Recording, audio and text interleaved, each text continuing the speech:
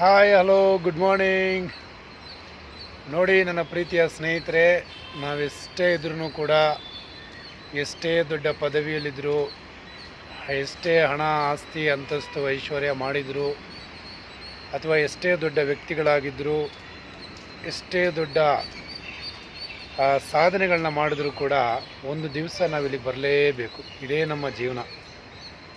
ಇರುವ ತನಕ ಪ್ರೀತಿಯಿಂದ ಎಲ್ಲರ ಜೊತೆ ಖುಷಿಯಾಗಿ ಸಂತೋಷವಾಗಿ ನಾವಿದ್ದರೆ ಇದಕ್ಕಿಂತ ಒಂದು ಭಾಗ್ಯಕರವಾದ ಜೀವನ ಯಾವುದೂ ಇಲ್ಲ. ಜಾತಿ, ಧರ್ಮ, ಕುಲ, ಗೋತ್ರ, ಬಣ್ಣ, ಭಾಷೆ ಇದೆಲ್ಲ ಟೆಂಪ್ರವರಿ ಅಷ್ಟೇ. ನಾವು ನಮ್ಮ ಸ್ವಾರ್ಥಕ್ಕೋಸ್ಕರವಾಗಿ ಮಾಡ್ಕೊಂಡಿದ್ದೀವಿ. ಇಲ್ಲಿ ಯಾವುದು ನಮ್ಮದಲ್ಲ, ಯಾವುದು ನಮ್ಮ ಸ್ವಂತ ಅಲ್ಲ. ಈ ಭೂಮಿಲಿ ನಾವಿರೋದು ಬರೀ ಬಾಡಿಗೆ ಮಾತ್ರ. ಭಗವಂತ ನಮಗೆ ಈ ಭೂಮಿನ ಬಾಡಿಗೆ ಕೊಟ್ಬಿಟ್ಟಿಯಾನೆ.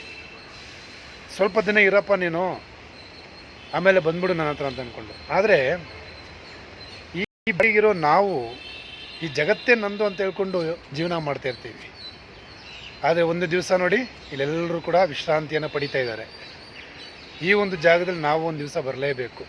ಇದನ್ನು ಅರ್ಥ ಮಾಡಿಕೊಂಡು, ಈ ಲೈಫ್ ಅನ್ನೋದು ಪರ್ಮನೆಂಟ್ ಅಲ್ಲ. ಇರೋ ತನಕ ಪ್ರತಿಯೊಬ್ಬರ ಜೊತೆ ಸಂತೋಷವಾಗಿ ಖುಷಿಯಿಂದ ಎಲ್ಲರ ಜೊತೆ ಹೊಂದ್ಕೊಂಡು ನಾವು ಹೋಗೋಣ.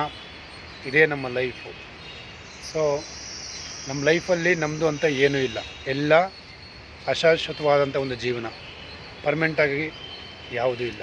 ಹಾಗಾಗಿ ನನ್ನ ಪ್ರೀತಿಯ ಸಹೋದರರೇ ಮತ್ತು ಸಹೋದರಿಯರೇ, ಈ ತಾತ್ಕಾಲಿಕವಾದ ಜೀವನದಲ್ಲಿ ನಾವೇನಾದರೂ ಒಂದು ಸಾಧಿಸಬೇಕಂದ್ರೆ 4 ಜನಗಳಿಗೆ ಒಳ್ಳೇದು ಮಾಡಬೇಕು. ಒಳ್ಳೇದು ಮಾಡಿದ್ರೆ ಮಾತ್ರ ಅದು ನಮ್ಮ ಜೊತೆಯಲ್ಲಿ ಕೊನೆವರೆಗಿರುತ್ತೆ. ಜೈ ಹಿಂದ್, ಜೈ ಭೀಮ್.